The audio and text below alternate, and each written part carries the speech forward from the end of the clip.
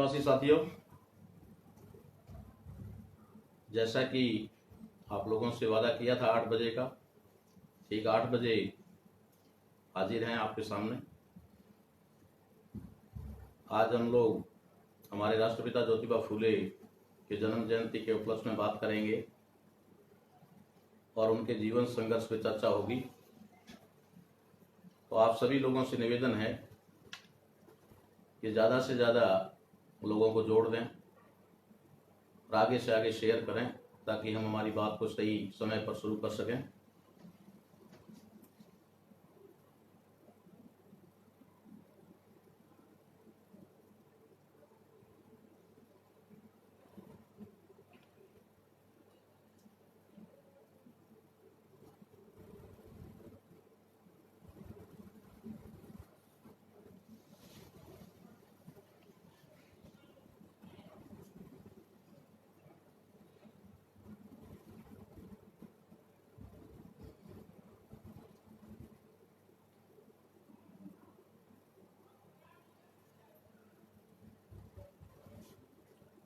साथियों से पुनः अनुरोध है कि ज़्यादा से ज़्यादा इसको शेयर करें ताकि आज की चर्चा का लाभ पूरे देश में ज़्यादा से ज़्यादा लोग ले सकें।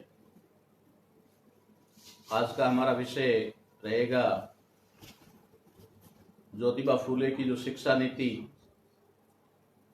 राष्ट्रपिता ज्योतिबा फूले ने किस तरीके से हजारों साल से वंचित शूद्रों अतिशूद्रों के लिए शिक्षा के दरवाजे खोले और शिक्षा का महत्व उन्होंने जो बताया उस पर हम लोग चर्चा करेंगे।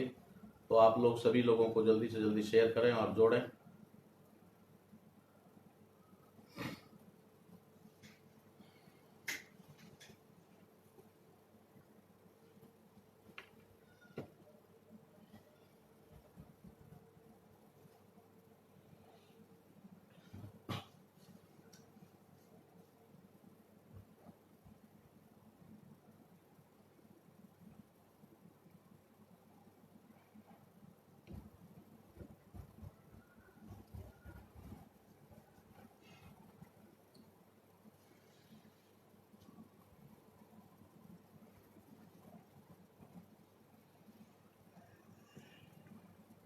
तो साथियों, सबसे पहले तो मैं आज राष्ट्रपिता ज्योतिबा फूले जयंती का दिवस है, आप लोग सभी लोगों को बधाई देते हुए साथ ही साथ हमारे देश में और दुनिया भर में जो लोग भी इस महामारी में कोविड-19 या कोरोना जिसको कहा जा रहा है उसके शिकार हुए हैं और जिसकी वजह से उनकी जानें गई है, जिन परिवारों ने अपने सदस्यों को खोया है, उन सभी लोगों को श्रद्धांजलि अर्पित करता हूं। और हमें बहुत खेद है, दुख है कि इस महामारी की वजह से बहुत सारे परिवारों ने अपने लाल को, अपने सदस्य को, परिवार के मुखिया को कहीं न कहीं कुछ ना कुछ खोया है। और बहुत सारे लोग ऐसे भी हैं जो आज भी उस बीमारी से अस्पतालों में जूझ रहे हैं। पॉजिटिव होने की वजह से वे आज भी आइसोलेशन में रखे हुए हैं।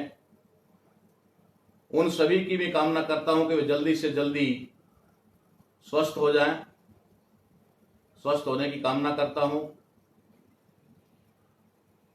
और वे तमाम लोग जो पूरे देश भर में इस महामारी के समय में अपनी जान जोखिम में, अपनी जान हथेली पर लेकर के जो हम सबकी सुरक्षा में लगे हुए हैं, ऐसे तमाम अधिकारी, कर्मचारियों, प्रशासनिक अधिकारियों, स्वास्थ्य और चिकित्सा विभाग से संबंधित या चाहे पुलिस विभाग से संबंधित जो भी लोग, ग्राम सेवक पटवारी से लेकर के चाहे कलेक्टर तक, सचिव तक, वे तमाम लोग जो आज की तारीख में सड़कों पर उतर करके हम लोगों को इस महामारी से बचाने में लगे हुए हैं, उन सभी लोगों को मैं आज राष्ट्रपिता ज्योतिबा फूले के जन्म जयंती के उपलक्ष्य पर आप सभी को सैल्यूट करता हूं और आपकी सेवाओं का मैं सदा ऋणी रहूंगा।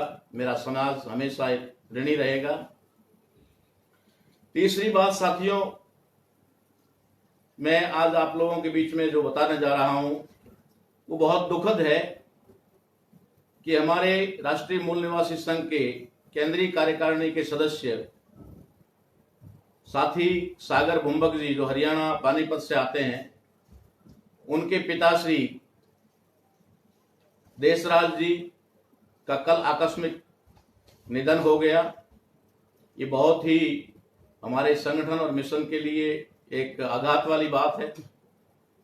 तो मैं इस अवसर पर अपनी बात शुरू करने से पहले, विषय पर बात करने से पहले, ऐसे हमारे क्रांतिकारी साथी जिन्होंने अपने पूरे परिवार को इस मिशन से जोड़ा, प्रेरित किया और उन्होंने हमें सागर जैसा एक बहुत क्रांतिकारी वीर दिया, ऐसे महापुरुष को मैं सत सत नमन करता हूं और श्रद्धांजलि अर्पित करता हूं।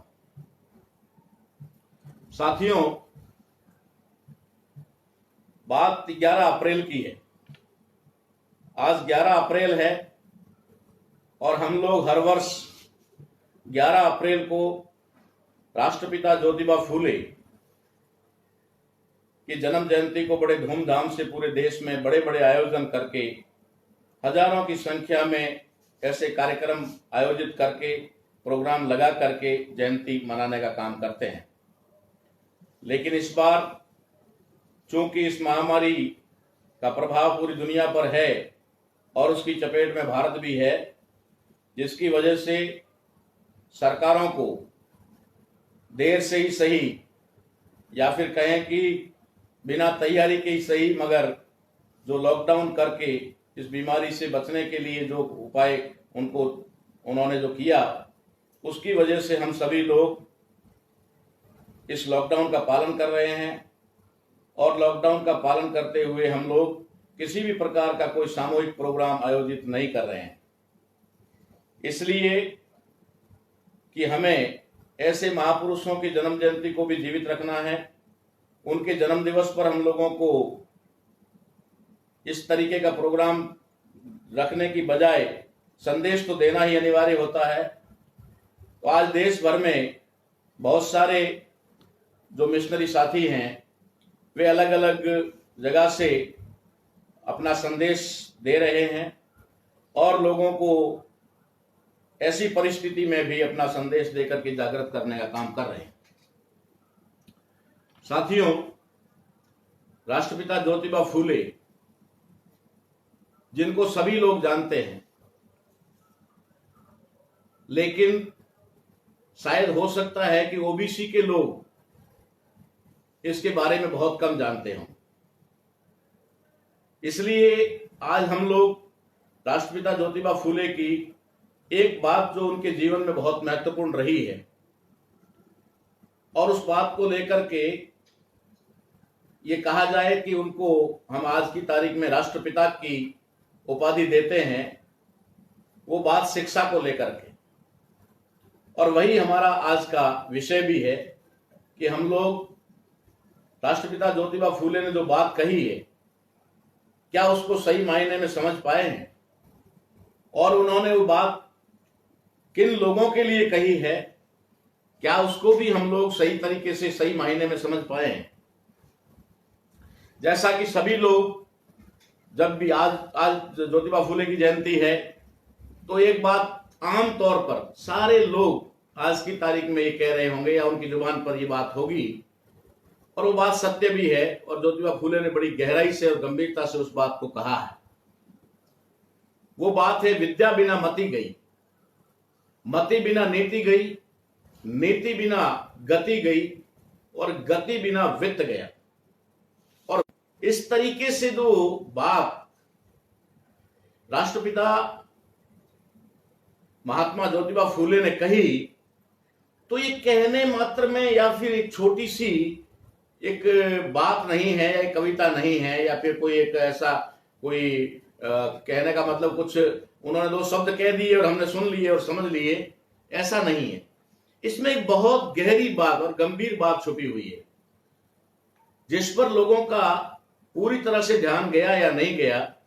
बहुत सारे विद्वान और जानकार लोगों ने भी इस बारे में कहा कि भाई, जब शिक्षा नहीं होती है तो शिक्षा के अभाव में जो है सारा विकास रुक जाता है और आदमी गति नहीं कर सकता, विकास नहीं होता, तो क्या विकास नहीं होता, रुक जाता है, तो फिर धन का अभाव हो जाता है।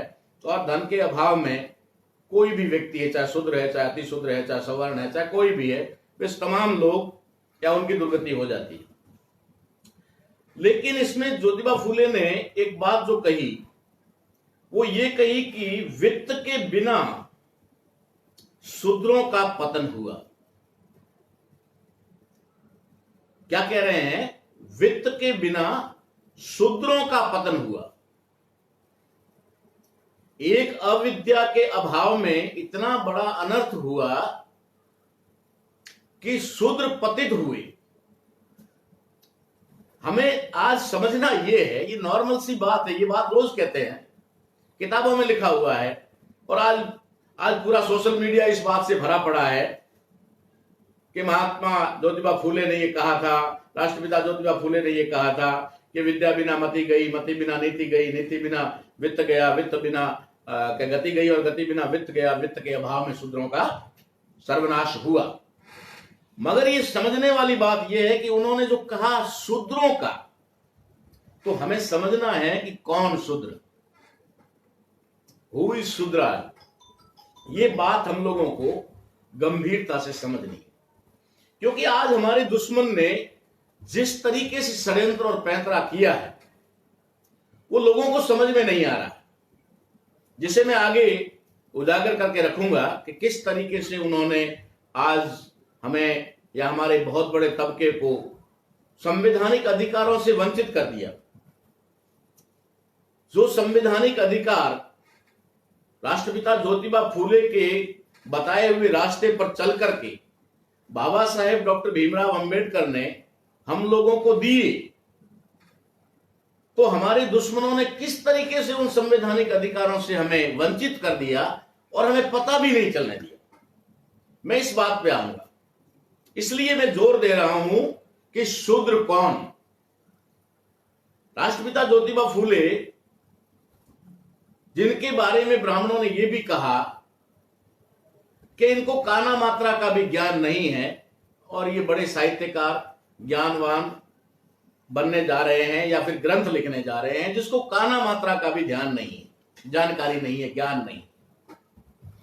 मैं आप लोगों की जानकारी के लिए बताना चाहता हूं कि हमारे महान पुरखे राष्ट्रपिता ज्योतिबा फूले के पास में कितना ज्ञान था, इसका अंदाजा हमारे समाज के किसी व्यक्ति को नहीं है, लेकिन हमारे दुश्मनों को बहुत ज्यादा अंदाजा है।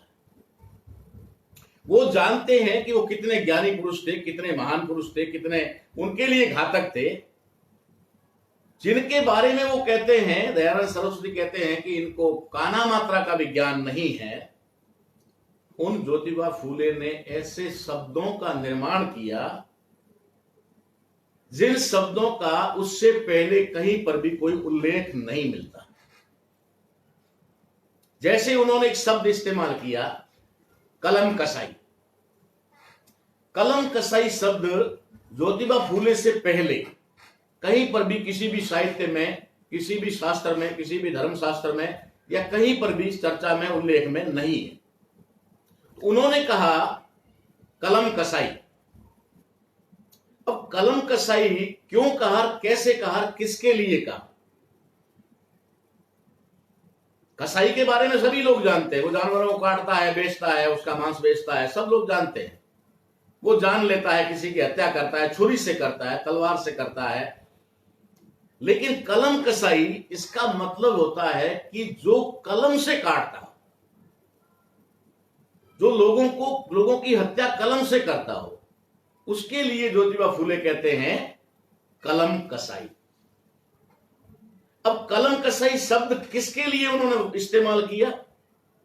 उनके लिए भी उन्होंने शब्दों का निर्माण किया, उनके लिए भी कोई पुराने शब्द इस्तेमाल में नहीं लाए। उन्होंने कलम कसाई किन लोगों के लिए शब्द इस्तेमाल किया और उन लोगों को उन्होंने कैसे संबोधित किया? उनको उन्होंने कहा सेठ जी और भट्ट जी। सेठ जी, भट्ट जी। जिनको उन्होंने सेठ जी और भट्ट जी कहा, उन्हीं लोगों को उन्होंने कॉमन नाम दिया कलम कसाई। ये ज्योतिबा फूले के शब्दों की बात कर रहा हूं, मैं अपनी तरफ से कुछ मिला के नहीं कह रहा। ज्योतिबा फूले सेठ जी भट्ट जी दो शब्द कहते हैं, और हम लोग चर्चा में अक्सर ब्राह्मण क्षत्रिय वैश्य कहते हैं, लेकिन यहां ज्योतिबा फूले दो ही शब्दों का उल्लेख कर रहे हैं, तीसरे के लिए कोई शब्द का इस्तेमाल नहीं कर रहे। यानी कि महाराष्ट्र में जब उन्होंने अपने आंदोलन की शुरुआत की और जब उन्होंने पहली बार ये बात कही कि विद्या बिना मति गई, मति बिना नीति गई, नीति बिना गति गई, और गति के बिना वित्त गया, वित्त के अभाव में शूद्रों का पतन हुआ, तो जहां शूद्र शब्द का इस्तेमाल हुआ वहां उनको इस बात का पता चला कि अगर ये शूद्र जो अधिकारों से वंचित लोग हैं, इन लोगों को वंचित रखने वाले लोग कौन है, तो उनके लिए उन्होंने शब्द इस्तेमाल किया कलम कसाई सेठ जी भट्ट जी। वहां क्षत्रिय का उल्लेख नहीं, वैश्य के लिए उन्होंने सेठ जी शब्द इस्तेमाल किया और ब्राह्मण के लिए उन्होंने भट्ट जी, ब्राह्मण के लिए भट्ट जी और वैश्य के लिए सेठ जी। तो फिर क्षत्रिय के लिए कोई शब्द आना चाहिए था। मगर आप लोगों की जानकारी के लिए भी कि वहां उस समय क्षत्रिय नहीं थे, वहां जो लड़ाई थी वो मराठाओं की और पेशवाओं की लड़ाई थी, पेशवा ब्राह्मणों की और मराठों की लड़ाई थी, और उन मराठों को ब्राह्मण क्षत्रिय नहीं मानते थे।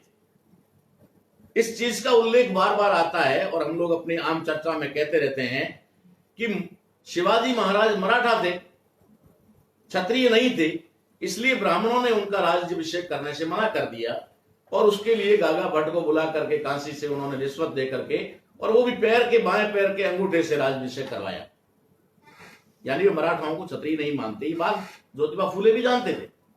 इसलिए ज्योतिबा फूले शब्दों का वर्णन करने के लिए कहते हैं कलम कसाई, और कलम कसाई किसके लिए? सेठ जी और भट्ट जी के लिए। ये हो गया मामला क्लियर। फिर हम ये बात कहेंगे कि शूद्रों के लिए या शूद्रों का पतन हुआ अभाव में, शिक्षा के अभाव में। आज क्या परिस्थिति है उसको अगर समझना है तो हमें इस बात को गंभीरता से समझना पड़ेगा, तभी हम लोग समझ पाएंगे कि आज हमारे बहुत सारे लोग जो इन चीजों को नहीं जानने की वजह से, इतिहास नहीं जानने की वजह से, शूद्र होते हुए भी अपने आप को शूद्र मानने को तैयार नहीं है। ये बात पे मैं आपको जोर दे रहा हूं, वो अपने आप को शूद्र मानने को तैयार नहीं है।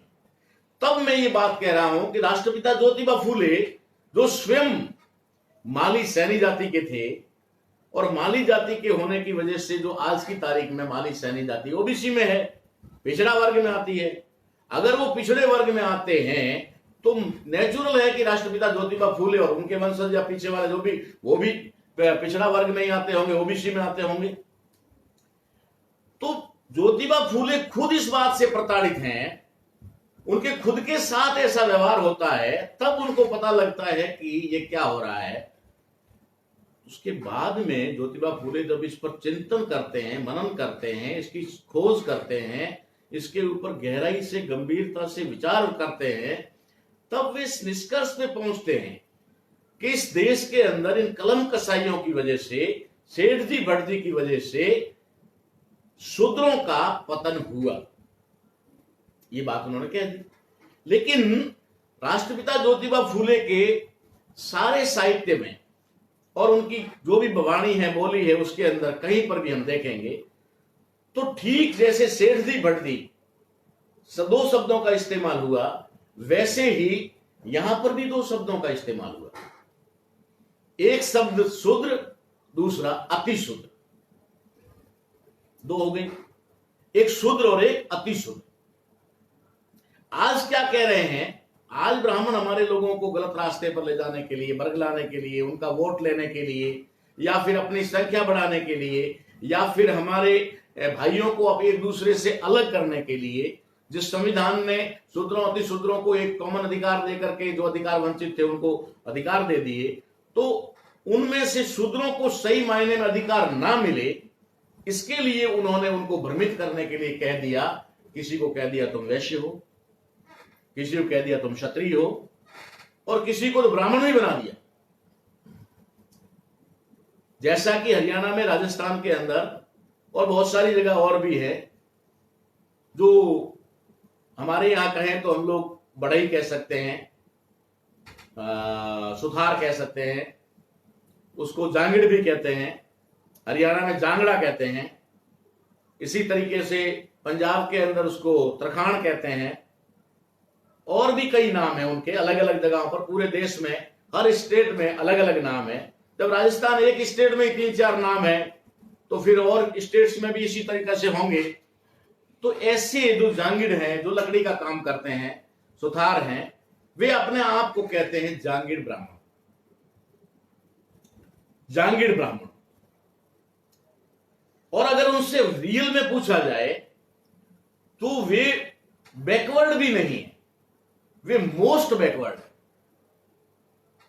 एमबीसी में अति पिछड़ी जातियों में आते हैं।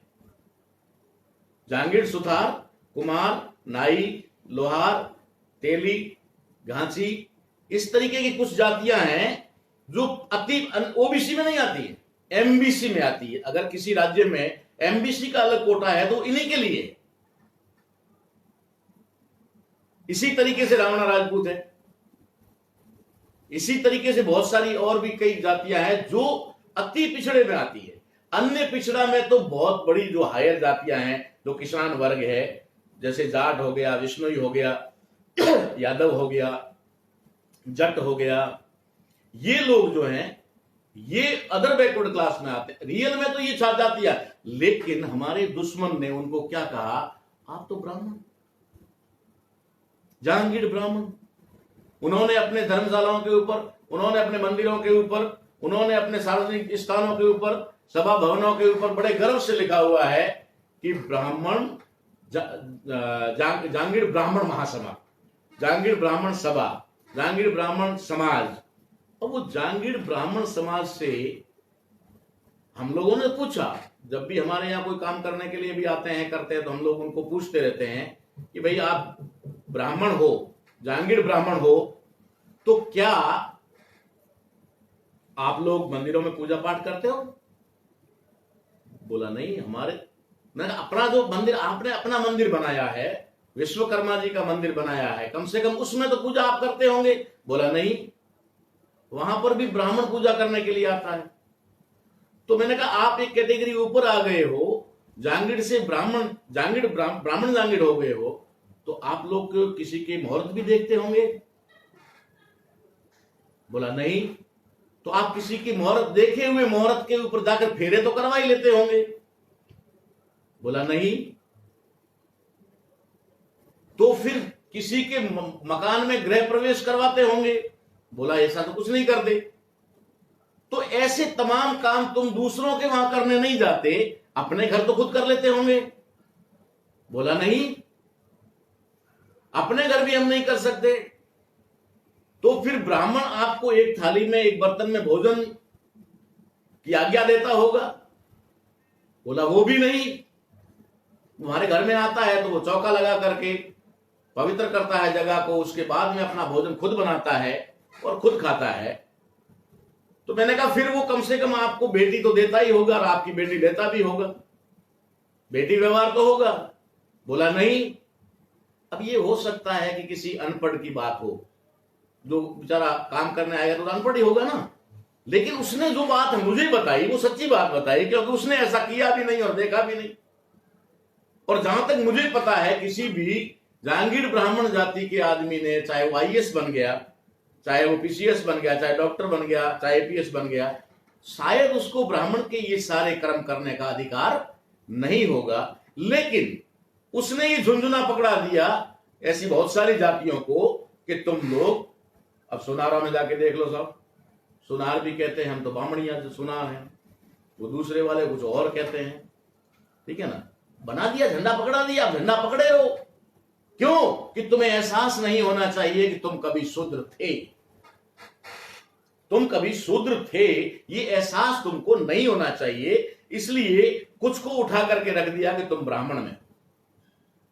अब कुछ लोगों को उन्होंने कह दिया कि तुम तो क्षत्रिय हो। अब जैसे मोदी जी की बात करें, मोदी जी को कहते हैं, यहाँ के लोग बोलते हैं खांची है, तेली है, मैंने कई बार कह दिया भैया वो ओबीसी का सर्टिफिकेट उसने सीएम रहते हुए अपनी जाति का बना लिया, वरना वो मोड़ बनिया है, ठीक है ना, वो कोई घांची तेली नहीं है। और अगर वो घांची तेली होता तो उसको भी क्षत्रिय लगाने का तो अधिकार होता। अब हमारे यहां देख लीजिए बहुत सारी जातियां जिसमें घांची जाति भी आती है, तो मोदी जी वाली जाति का ही उदाहरण दे देता हूं ताकि दूसरी जातियों वालों का भ्रम मिट जाए। घांची लिखते हैं, क्षत्रिय घांसी।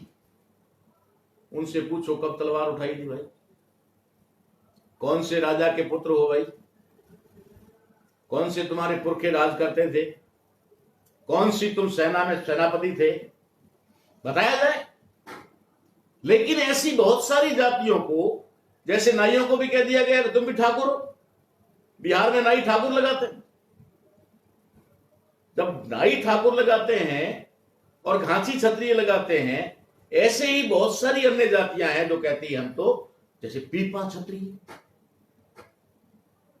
हमारी एक दर्जी जाति है जो कपड़े सिलने का काम करती है, ठीक है ना, और उनके अंदर एक महापुरुष हुए जो हमारे संतों की बात करें हम, गुरु रविदास, गुरु नानक, जाम्बोजी, जसनाथ, धन्ना जाट, पीपा दर्जी, त्रिलोचन, सदना, सैन जी महाराज, जाम्बोजी महाराज, इन सभी के काल में जब ये बहुत बड़ी संतों का एक आंदोलन चल रहा था, उस समय एक बहुत महान संत हुए पीपाजी महाराज, जिसको पीपाजी महाराज कहते हैं।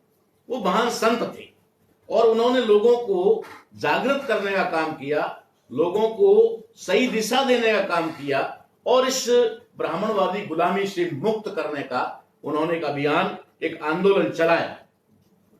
लेकिन बाद में ब्राह्मणों ने इनको भी एक भक्त का रूप देकर, क्रांतिकारी संत, बहुत क्रांतिकारी, हमारी आजादी, हमारी मुक्ति की लड़ाई लड़ने वाले, उनको उन्होंने शब्द दे दिया भक्त। अरे कम से कम भक्त में और गुरु में और संत में, इनमें तो हमें फर्क करना चाहिए। जो गुरु है वो भक्त कैसे हुआ, अगर भक्त है तो गुरु कैसे हुआ। और भक्त और गुरु दोनों अलग शब्द हैं, संत एक अलग शब्द है।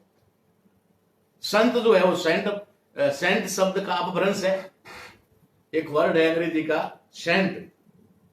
सेंट का मतलब होता है जैसे Saint Joseph, Saint Thomas, Saint Mary, इसी प्रकार से सेंट ख्वाजा मोइनुद्दीन चिश्ती, सेंट राजाराम, जो कलवी समाज में सेंट राजाराम जी हैं। इसी तरीके से जो सामाजिक उत्थान का काम करने वाले लोग जो थे, उन लोगों के लिए सेंट शब्द आता था। तो सेंट का ही अपभ्रंश जो है संत है।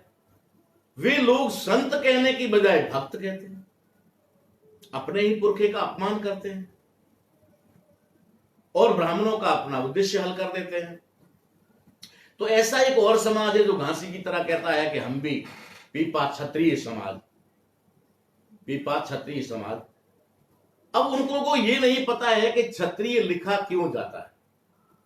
क्षत्रिय शब्द जो है ये कोई तलवार उठाने वाले से रिलेटेड नहीं है, ये कोई लड़ने मरने वाले से रिलेटेड नहीं है। क्षत्रिय शब्द भी एक बिगड़ा हुआ रूप है। इसका मूल शब्द है क्षत्रिय। क्षत्रिय यानी कि स्थानीय, लोकल, यहां के मूल निवासी। तो वो क्षत्रिय शब्द से बिगड़ करके बना क्षत्रिय। और उन लोगों को अगर लिखना भी चाहिए तो ये लिखना चाहिए क्षत्रिय की बजाय क्षेत्रीय, लेकिन क्षेत्रीय ना लिख करके क्षत्रिय लिख।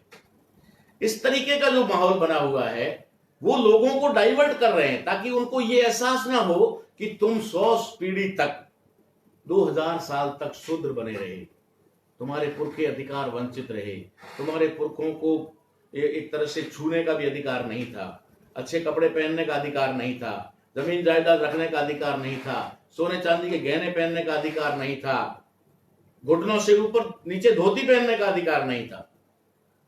ये तमाम जातियां जो आज की तारीख में अदर बैकवर्ड क्लास की हैं, ओबीसी की हैं, जिनको भ्रमित करके हमारे दुश्मनों ने कह दिया तुम ब्राह्मण हो, तुम क्षत्रिय हो, ऐसे ही कुछ जातियों को उन्होंने कहा तुम वैश्य हो। किसान खेती करने वाला है, कोई पशुपालन करने वाला है, कोई दूध का धंधा करने वाला है, इस तरीके के जो लोग हैं उन लोगों को उन्होंने कहा नहीं नहीं, तुम शूद्र नहीं हो, तुम तो वैश्य हो। अगर ये वैश्य हैं और वैश्य थे तो बताइए भाई उनके कितने कारखाने हैं, बताइए उनकी कितनी फैक्ट्री है, बताइए उनके पास में कितने 5 स्टार होटल हैं, बताइए उनके पास कितने हेलीकॉप्टर हैं, बताइए उनके पास में कितने हवाई जहाज या फिर एयरलाइंस हैं। अनाज पैदा किया और वो तुम मार के पीट के ले गए, बेचा किसको भाई? कम से कम बेचा होता तो हम कह देते कि हाँ चलो ये वैश्य है, बेचा होगा इसलिए।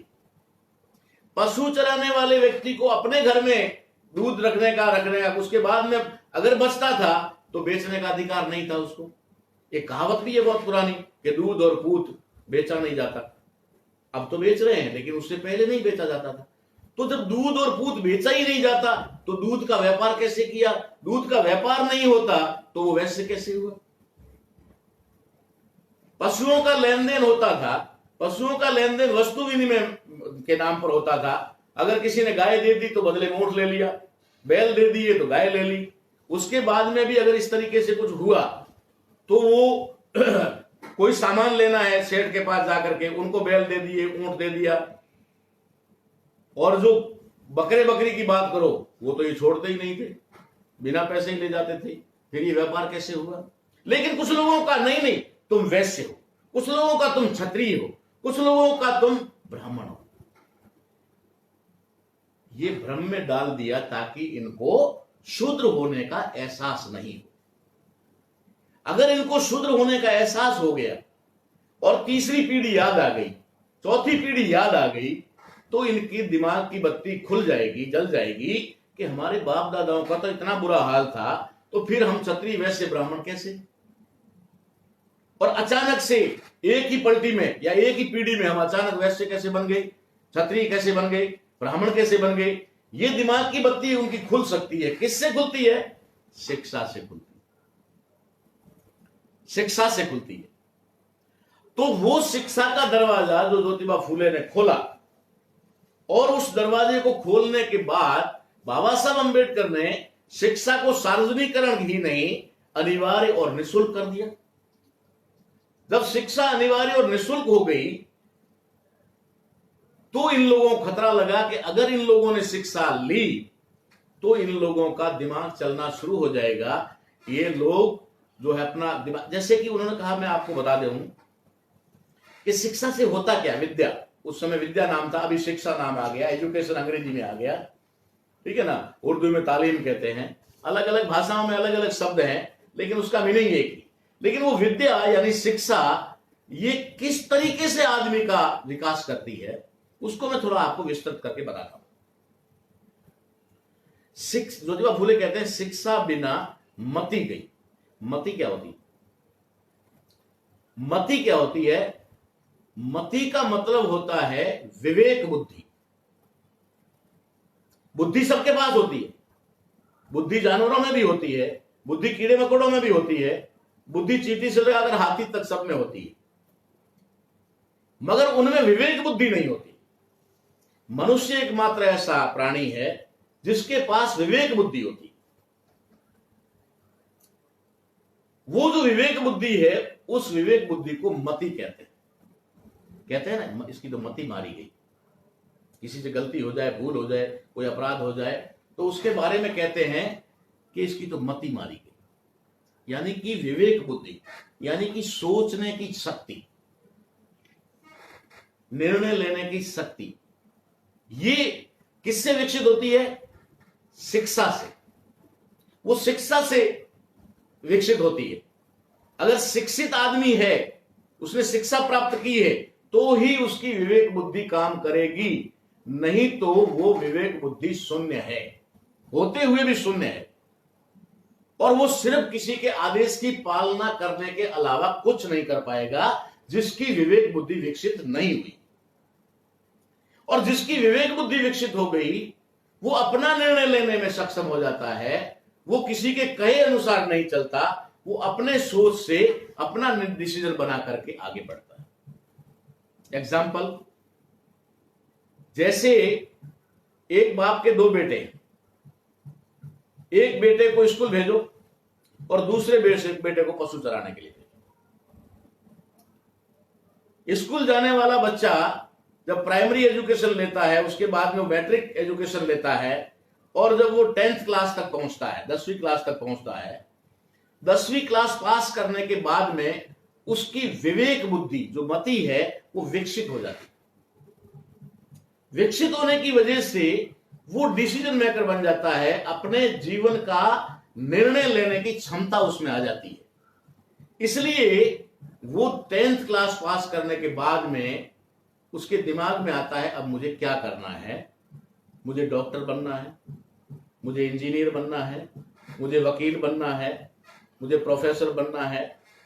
क्या बनना है वो तय करता है, और तय करके 11th और 12th की क्लास के अंदर वो अपना सब्जेक्ट चुनता है।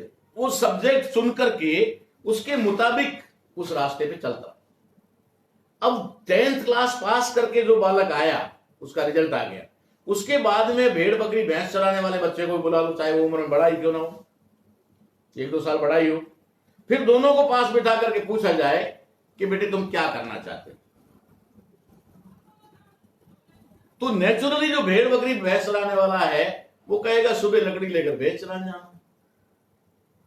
उसकी विवेक बुद्धि विकसित नहीं हुई, उसको शिक्षा नहीं मिली, उसको विद्या प्राप्त नहीं हुई।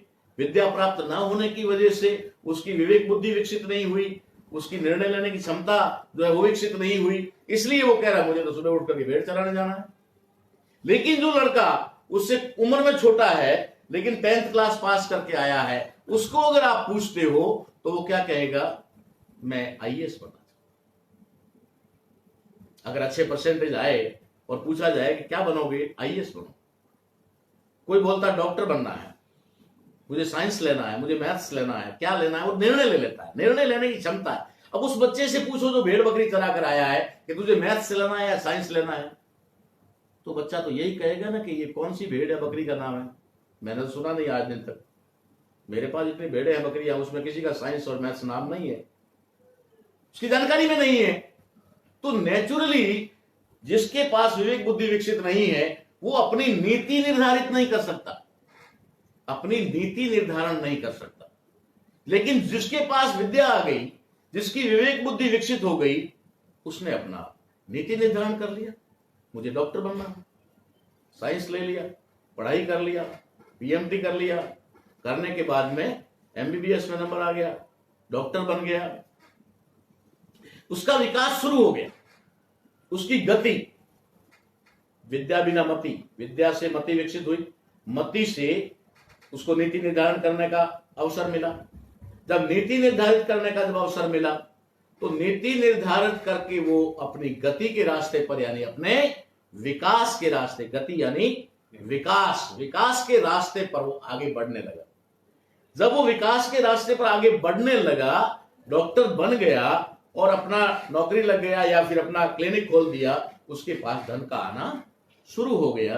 जब उसके पास धन का आना शुरू हो गया तो उसका अपने आप जीवन समृद्ध और खुशहाल होने लगा। लेकिन जिसके पास विवेक बुद्धि नहीं विकसित हुई, शिक्षा के अभाव में, वो आखिरी दम तक उसी स्टेज पे रहा, उसी जगह पर रहा जहां पर वो पहले था, जहां वो पहले था वहीं पर रहा। इसलिए ज्योतिबा फूले ने ये बात कही, और ये बात बहुत गंभीर बात है, गहरी बात है। ये बात कोई साधारण बातों में नहीं है, इसको एक समझने की बात जरूरत है। लोगों ने इसको कह दिया, ज्योतिबा फूले ने कह दिया, ऐसा ऐसा कहा था, वैसा वैसा कहा था, सुन लिया, चले गए। जब तक आप इस चीज को अंदर से नहीं समझोगे तब तक आपको इसका महत्व समझ में नहीं आएगा कि जिस व्यक्ति को हम लोगों ने, हमारे पुरखों ने राष्ट्रपिता का दर्जा दिया, वो कोई साधारण पुरुष नहीं हो सकता। और एक साधारण पुरुष अगर नहीं है तो उसकी कही हुई बात भी साधारण बात नहीं हो सकती। अगर वो साधारण बात नहीं है, वो असाधारण बात है, तो हमें समझना है कि वो असाधारण कैसे है। इसलिए मैंने आपको ये विश्लेषण करके बताया कि खाली कहने के लिए ये बात नहीं है, ये बात इतनी गंभीर है कि शिक्षा न होने की वजह से हमारी 100 पीढ़ियां कैसे बर्बाद हुई। अब राष्ट्रपिता ज्योतिबा फूले ने शिक्षा के दरवाजे खोल दिए। उन्होंने पूरे जीवन तक शिक्षा के ऊपर काम किया। शिक्षा देने के लिए उनको कितने कष्ट झेलने पड़े, ये बहुत लंबी कहानी है, मगर मैं आपको संक्षिप्त में ही बता दूं कि जब उन्होंने ये फैसला किया कि एक शिक्षा, एक विद्या के अभाव में शूद्रों का और अति शूद्रों पर नजर तो उनकी बाद में पड़ती, तो उस समय तो शूद्रों पर ही नजर थी। शूद्र यानी वर्ण व्यवस्था के चौथे पायदान में ब्राह्मण, क्षत्रिय, वैश्य और शूद्र, और अति शूद्र जो वर्ण व्यवस्था से बाहर लोग हैं, जिनको वर्ण व्यवस्था में शामिल नहीं किया गया, या तो उन्हें अछूत कहा गया या जंगलों में रहने वाले को आदिवासी कहा गया, मगर वे उस वर्ण व्यवस्था का हिस्सा नहीं है। बाबा साहब अंबेडकर ने उसके लिए कहा आउटकास्ट, वर्ण बाह्य लोग, अनटचेबल लोग। तो ये शूद्र जिनको आज ये एहसास नहीं है कि हम शूद्र थे, हम शूद्र हैं, आज वो क्षत्रिय बन गए, आज वो वैश्य बन गए, आज वो ब्राह्मण बन गए और बड़ा गर्व से जनेऊ लटका करके घूम रहे हैं, लंबा तिलक लगा करके घूम रहे हैं, उन लोगों को एहसास नहीं है कि हमारे साथ में क्या हो। और आज भी वे लोग जो ऐसा कर रहे हैं, वे भी कोई जानबूझ के नहीं कर रहे हैं, वे जानकारी के अभाव में कर रहे हैं। क्या जानकारी का अभाव है? मैंने पहले क्लियर कर दिया कि ज्योतिबा फूले ने कहा कि एक शिक्षा, एक विद्या के अभाव में इतना बड़ा अनर्थ हुआ, तो किसी ने तो हमें, शूद्रों को, अति शूद्रों को, किसी ने तो विद्या से वंचित रखा होगा। अगर किसी ने वंचित रखा, और एक नहीं, दो नहीं, 100 पीढ़ी तक शिक्षा से वंचित रखा, अचानक जिन लोगों ने 100 पीढ़ी से जिन लोगों को शिक्षा से वंचित रखा, अगर अचानक उन लोगों के पास में शिक्षा आ गई और उन्होंने शिक्षा ग्रहण कर ली, तो कितना बड़ा नुकसान होने वाला है उन लोगों का, इसकी कल्पना हम नहीं कर सकते। इसकी कल्पना तो वो ही कर सकता है जिसने हम लोगों को, हमारे पुरखों को, हमारी 100 पीढ़ियों को शिक्षा से वंचित रखा, विद्या से दूर रखा। ऐसे लोगों को इस बात का अंदाजा है कि उनका कितना बड़ा नुकसान होने वाला है। इसलिए उन्होंने क्या किया, उन्होंने एक तरीका निकाला, एक तरकीब निकाली कि संवैधानिक अधिकारों से इन लोगों को वंचित कैसे किया जाए, और वो भी खास करके जो पहला ही पायदान है शिक्षा का, उससे दूर कैसे किया जाए। क्योंकि शिक्षा अगर पहले पायदान पे कोई चढ़ गया तो नेचुरली दूसरे पायदान पे कदम रखेगा, फिर तीसरे पे रखेगा, फिर आर्थिक पे जाएगा, राजनीति पे जाएगा, सब जगह जा सकता है। और अगर वो विकसित विवेक बुद्धि वाला व्यक्ति अगर पॉलिटिक्स में जाएगा, अगर इकोनॉमी में जाएगा, बिजनेस में जाएगा, इंडस्ट्री में जाएगा, तो वो नेचुरली अपना विकास करेगा। इसलिए इन्होंने क्या प्लानिंग किया, मैं आप लोगों को उसका खुलासा करूं। उन लोगों ने यह सोचा कि इनको शिक्षा से वंचित कैसे किया जाए, इसलिए उन्होंने बाबा साहेब अंबेडकर जो शूद्रों को यानी ओबीसी को जो अधिकार अछूतों और आदिवासियों यानी कि एससी और एसटी से पहले देना चाहते थे, संविधान के आर्टिकल 340 में 340 में बाबा साहब अंबेडकर एससी और एसटी से पहले ओबीसी को आरक्षण देना चाहते थे। और आरक्षण का लाभ शिक्षा से होता है, शिक्षा मिलती है तो ही आरक्षण का फायदा लिया जा सकता है। बाबा साहब अंबेडकर ने आर्टिकल 340 में कहा कि ये ओबीसी के लिए प्रावधान होना चाहिए कि जो लोग आर्थिक रूप से, सामाजिक रूप से, शैक्षणिक रूप से पिछड़े हैं, उन लोगों को भी रिजर्वेशन यानी कि उनको भी आरक्षित पदों पर जगह मिलनी चाहिए उनकी संख्या के मुताबिक। लेकिन ये कांग्रेस के लोगों ने उस समय, जवाहरलाल नेहरू ने बीच में टांग अड़ा करके सरदार पटेल के माध्यम से उन्होंने क्या किया, उन्होंने बाबा साहब अंबेडकर से जाकर के सवाल करवाया, और सरदार पटेल ने बाबा साहब अंबेडकर से जाकर के सवाल किया और पूछा हु इज द बैकवर्ड। बोला डॉक्टर अंबेडकर, हम तो आपको ही पिछड़ा मान रहे हैं, आपने ये नया पिछड़ा कहां से लाया, हम तो आपको ही पिछड़ा मान रहे हैं। बाबा साहब अंबेडकर तुरंत समझ गए थे कि इस सवाल सरदार वल्लभ भाई पटेल का नहीं है या उनके दिमाग का सवाल नहीं है। इसलिए वो तुरंत समझ गए और उन्होंने आगे कोई बात बढ़ाए बिना ही उन्होंने कह दिया कि ठीक है सरदार, अगर आप कहते हैं तो मैं आर्टिकल 340 में यही लिख देता हूं कि हु इज द बैकवर्ड।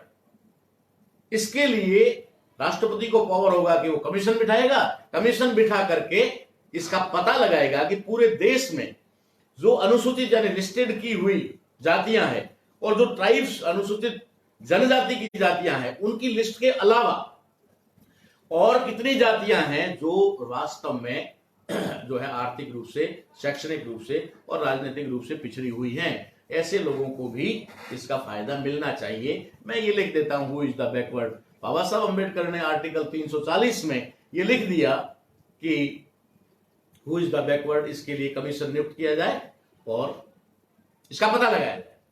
लेकिन जैसे ही संविधान लागू हुआ, कांग्रेस की सरकार बनी, कांग्रेस की सरकार ने मजबूरी वसी सही चाहे कैसे भी हो बाबा साहब अंबेडकर को कानून मंत्री बनाया। बाबा साहब ने कानून मंत्री, कैबिनेट मंत्री होने के नाते अपनी बात रखी और कहा कि आर्टिकल 340 के मुताबिक कमीशन नियुक्त करो और पता लगाओ कि एससी और एसटी के अंदर लिस्टेड यानी सूचीबद्ध किए हुए लोगों के अलावा कितने ऐसी जातियां हैं और कितने लोग हैं जो लोग इस कैटेगरी में आ सकते हैं या बैकवर्ड हैं। नेहरू ने उनकी बात को नहीं माना। नेहरू ने उनकी बात को नहीं माना।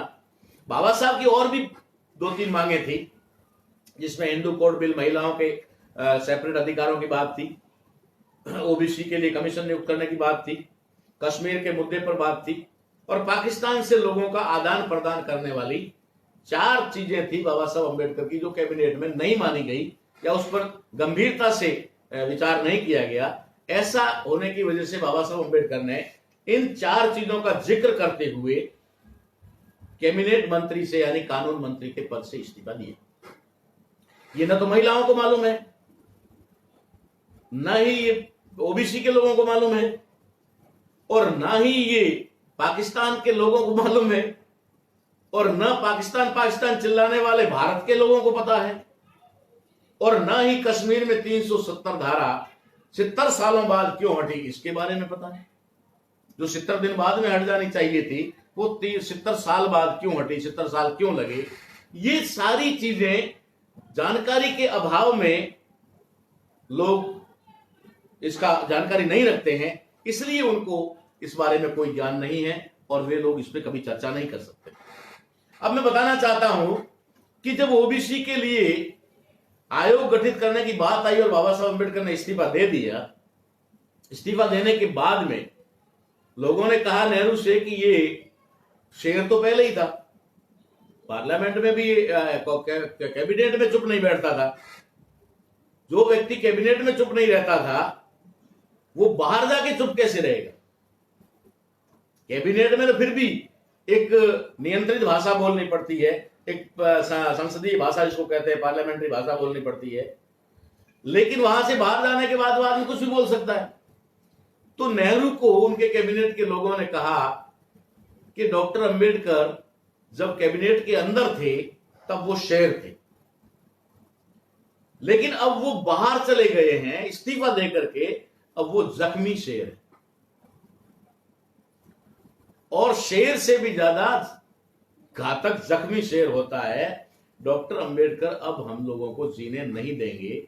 बाबा साहब अंबेडकर ने बाहर आकर के कैबिनेट से इस्तीफा देकर के बाहर आकर के जब ये आवाज उठाई तो मजबूरी वश नेहरू सरकार को उस समय काका कालेलकर नाम के ब्राह्मण के उसमें जो है कमीशन बनाना पड़ा और कमीशन बना करके रिपोर्ट मांगी गई तो उसमें तकरीबन 2000 के आसपास जातियों को शामिल करके वो रिपोर्ट पेश की गई। लेकिन नेहरू और नेहरू के जो सलाहकार, जो आज भी आरएसएस के लोग हैं, वो कभी कांग्रेस के सलाहकार होते थे, कांग्रेस को रास्ता दिखाते थे और आज बीजेपी को रास्ता दिखा रहे लोग वो के वो हैं। उनकी वजह से नेहरू के ऊपर दबाव बना और नेहरू ने काका कालेलकर की वो रिपोर्ट मंगवा करके पढ़ी और पढ़ करके कहा कि मैंने तुम्हारे को कमिश्नर इसलिए नहीं बनाया था कि तुम ये रिपोर्ट बना करके लाओ। तो कालेलकर ने कहा कि मेरी मजबूरी थी कि बहुत सारे लोग इस कमीशन में थे जिनकी वजह से मुझे ऐसा करना पड़ा। बोला कोई बात नहीं, आप इस आयोग के अध्यक्ष हैं, अध्यक्ष होने के नाते आप ये लिख कर दो कि मैं इस रिपोर्ट से सहमत नहीं हूं। जवाहरलाल नेहरू ने काका कालेलकर से लिखवा करके कहा, लिखवा कर लिया कि मैं अपनी इस रिपोर्ट से सहमत नहीं हूं, और वो रिपोर्ट सबमिट करके ऊपर उनका लेटर लगा करके उन्होंने डस्टबिन में डाल दिया और पार्लियामेंट में और कैबिनेट में कहा कि जिस आयोग का अध्यक्ष ही अपनी रिपोर्ट से सहमत नहीं हो, उस रिपोर्ट के ऊपर कैबिनेट में या पार्लियामेंट में चर्चा करना उचित नहीं है। जब ये बात हुई उसके बाद में इन लोगों ने लंबा खींचा, लंबा जानबूझ से खींचा। देना चाहते तो उसी समय दे सकते थे, लेकिन मैं ये कहना चाह रहा हूं कि क्या उनको रिजर्वेशन नहीं देना उनका उद्देश्य था? रिजर्वेशन देना उनका उद्देश्य नहीं था। मेरी शोध का अनुसार या मेरी समझ के अनुसार उनका आरक्षण से ओबीसी को वंचित करना उद्देश्य नहीं था। उनका उद्देश्य था ओबीसी को शिक्षा से वंचित करना। कैसे? जब रिजर्वेशन उनके लिए लागू नहीं हुआ, रिपोर्ट काका कालेलकर की चली गई, उसके बाद मोरारजी देसाई आए, उन्होंने मंडल आयोग बनाया, मंडल आयोग ने रिपोर्ट दे दी, इंदिरा गांधी ने उसको भी लागू नहीं किया। चलता रहा मामला, डिले होता रहा। क्यों होता रहा? तब तक इन लोगों ने क्या काम किया वो आपको बताना चाह रहा। इस देश के बाबा ज्योतिबा फूले ने जिनको सेठ जी भट्ट जी कहा ना, उन सेठ जी भट्ट जी ने इस इतनी अवधि में क्या काम किया और कैसे ओबीसी के लोगों को शिक्षा से वंचित किया। क्या कहा? एससी एसटी के लोगों की वजह से और उनके आरक्षण की वजह से अपने बच्चों को नौकरी नहीं मिलती, आपके बच्चों को भी नौकरी नहीं मिलने वाली। ये रिजर्वेशन की वजह से सारी सीट नौकरियां तो ये ले जाते हैं। तो हमारे ओबीसी के भोले भाले लोगों ने सोचा कि ये एससी एसटी के लोग रिजर्वेशन की वजह से नौकरियों में आ जाते हैं और हमारा नंबर तो आता नहीं है। जब आता ही नहीं है नंबर और नौकरी लगनी ही नहीं है, तो पढ़ाते किस लिए? नौकरी के लिए ना। पढ़ाई किस लिए? नौकरी के लिए। और जब नौकरी लगनी ही नहीं है, फिर पढ़ाई क्यों? किस तरीके से हमारे दुश्मन ने हमारे एजुकेशन के रास्ते को ब्लॉक कर दिया, बंद कर दिया, बैरियर लगा दिया। हमारे आम आदमी को तो छोड़ो, हमारे शिक्षाविदों को भी समझ में नहीं आया। उसने कहा कि आरक्षण, एससी एसटी के आरक्षण की वजह से आपके बच्चों को नौकरी नहीं मिल रही है, ओबीसी के लोगों, आपके लोगों को नौकरी नहीं मिल रही है। तो लोगों ने सोचा नौकरी मिल नहीं रही है, मिलने वाली भी नहीं है, तो फालतू 10-20 साल पढ़ाई में बर्बाद करना और फिर खर्चा भी करना, उसके बाद पता नहीं वो पढ़ा लिखा लड़का हमारे हाथ में भी रहेगा कि नहीं रहेगा। उन्होंने सोचा इसको कहीं काम पे लगाया। ओबीसी के लोगों ने क्या किया? अपने बच्चों को 5वीं तक पढ़ाया, 8वीं तक पढ़ाया और रवाना कर दिया दूसरे राज्यों में, अदर स्टेट में, किसी होटल पे, किसी किराने की दुकान पे, कहीं कपड़े की दुकान पे, कहीं कारखाने में, कहीं कहीं उनको भेज दिया कि जब नौकरी लगनी नहीं है तो पढ़कर क्या करेगा? बस ये बसों के नाम पढ़ना सीख गया है, रेलवे स्टेशन का नाम पढ़ना सीख गया है, वहां जाएगा तो 2 किताब पढ़ा लिखा, 5वीं 8वीं तो है ही, कहीं बढ़िया कि वहां नौकरी कर लेगा। उन्होंने अपने बच्चों को शिक्षा से दूर करना शुरू कर दिया और 8वीं 5वीं तक पढ़ा करके और बच्चों को काम धंधे में लगा दिया। अब वे छोटी उम्र में जो बच्चे यहां से गए, शिक्षा से वंचित होकर के गए, उन लोगों की जिस काम में भी उनको लगाया गया, उस काम में उन्होंने महारत हासिल कर ली। छोटी उम्र में जब किसी धंधे में आदमी चला जाता है, वो उसमें महारत प्राप्त कर लेता है। एज उम्र होने के बाद में वो किसी काम में नहीं हो सकता, लेकिन जब छोटी उम्र में ही उधर चला जाता है तो किराने की दुकान पर नौकरी करने वाला किराने में माहिर हो गया, कपड़े की दुकान पर नौकरी करने वाला कपड़े में माहिर हो गया। जहां जहां भी गया, जिस क्षेत्र में गया, वहां पर उसने महारत हासिल कर ली। अब उस बच्चे के अंदर जब उस धंधे और काम की बदौलत सीखने की वजह से उसमें एक जिज्ञासा आई कि मेरा सेठ ऐसे ऐसे रहता है, ठीक है ना, और उसमें एक भावना आती है कि मैं भी सेठ बनूं, मैं भी सेठ बनूं, मेरे आगे भी मेरे जैसे 2-4 नौकर हो। ऐसा करके वो घर आता है, घर पे आकर के अपने माँ बाप से कहता है कुछ पैसे का जुगाड़ करो, कहीं से मुझे उधार दिलाओ, कहीं से भी मुझे जमीन बेच के दो, मैं काम करना चाहता हूं, धंधा करना चाहता हूं। तो हमारे लोगों का इंटरेस्ट उस बिजनेस की तरफ चला गया। बिजनेस में भी कौन सा बिजनेस? मेरी दृष्टि में जहां जहां मैं गया हूं मैंने पाया है वो कोई बिजनेस नहीं है, उसको बिजनेस नहीं कह सकते हम। बिजनेस अलग चीज होती है, इंडस्ट्री अलग चीज होती है, और एक सेल्समैन अलग होता है। हमारे लोग क्या बन गए? सेल्समैन। कोई छोटा कोई बड़ा सेल्समैन ना, किसी और के द्वारा प्रोडक्ट की हुई चीज को, और वो भी किसी होलसेलर के माध्यम से या डीलर के माध्यम से खरीद करके फिर बेचना, सेल्समैन नहीं तो क्या है? एक प्रोडक्शन होता है, वह हमारे ओबीसी के लोग जीरो हैं प्रोडक्शन में। प्रोडक्शन के बाद डीलरशिप होती है, डीलरशिप में हमारे लोग ओबीसी के लोग जीरो हैं। उसके बाद होती है होलसेलिंग, उसमें कहीं 2-5% है होलसेल में, और होलसेल के बाद में रिटेलिंग में ऑल ओवर हमारे ही है। जब रिटेलिंग में ऑल ओवर हमारे ही लोग हैं तो वो सेल्समैन हुए ना, लेकिन उनको दर्जा मिल गया सेठ। सेठ जी बीड़ी का बंडल देना, सेठ जी एक सिगरेट देना, सेठ जी पाव भर चाय देना, सेठ जी थोड़ा नमक देना, उसको सेठ जी सेठ जी सेठ जी सेठ जी सेठ जी सुनते सुनते लगता है मैं तो सेठ बन गया। उसको लगता है मैं सेठ बन गया, वो भ्रम का शिकार हो जाता है। लेकिन उसके अंदर ना तो एजुकेशन है और ना ही वो वास्तविक सेठ है या बिजनेसमैन है या कोई इंडस्ट्रियल है। अगर वो ऐसा नहीं है तो सिर्फ सेल्समैन है। हमारे ओबीसी के भाई सेल्समैन बन के ही बहुत बड़े पैमाने पे खुश हो गए, संतुष्ट हो गए, और उनको ये नहीं पता कि हमारी पता नहीं कितनी जनरेशन को एजुकेशन से वंचित कर दिया गया, शिक्षा से वंचित कर दिया गया। क्योंकि अगर वे लोग शिक्षा प्राप्त कर लेते तो फिर ज्योतिबा फूले के अनुसार, कहे अनुसार, वो वे लोग यानी कि उनकी विवेक बुद्धि विकसित हो जाती। तो विवेक बुद्धि विकसित होती तो किराने की दुकान पे नौकरी करने वाला किराने का ही व्यापारी नहीं बनता, कपड़े की दुकान पे नौकरी करने वाला कपड़े का ही व्यापारी नहीं बनता। अगर उसका सेल्फ डिसीजन होता, वो तो उसकी मजबूरी है, उसने उससे सेठ से सीखा, चीनी ये भाव आती है, पत्ती ये भाव आती है, लहसुन ये भाव आता है, प्याज ये भाव आता है, सीख लिया। वो कोई बिजनेस नहीं हुआ। बिजनेस होता है स्व विवेक से, स्वबुद्धि से, कि उसको किस तरीके से नई मार्केटिंग पैदा करनी है, कहां पर क्या, वो उसको बिजनेस। बिजनेस बहुत बड़ा शब्द है। हमारे लोगों को इतनी खुशी होती है, पूछते हैं अगर बिजनेस लाइन में, जैसे बोलते हैं बहुत सारे लोग घुटनों से लंबा लंबा कुर्ता सिला करके घूमते रहते हैं, सफेद थोड़ा ऐसे ऐसे करके, और जब मिलते हैं तो हाँ भाई साहब क्या करते? राजनीति में है। राजनीति की एबीसीडी मालूम नहीं, राजनीति कैसे होती है कुछ पता नहीं है, राजनीति उसके साथ हो रही है उसका भी उसको पता नहीं, राजनीति उसके साथ हो रही है उसका भी उसको पता नहीं है, लेकिन जहां भी जाएगा राजनीति में।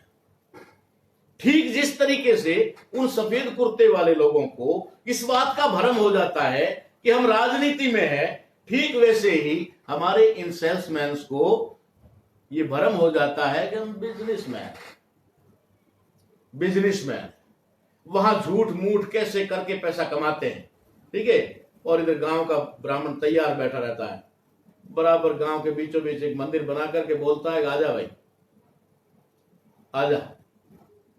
वो उधर झूठ बोलता है, क्या करता है, कैसे करता है, रात को 10 बजे तक दुकान पे रहता है, घर वालों से दूर रहता है, पता नहीं कितनी परेशानी झेल करके पैसा कमाता है, और एक ही झटके में आके मंदिर में 20 लाख 25 लाख 50 लाख। किसके लिए कमाया भाई? अपने बच्चों के लिए कमाया या फिर उसके लिए कमाया?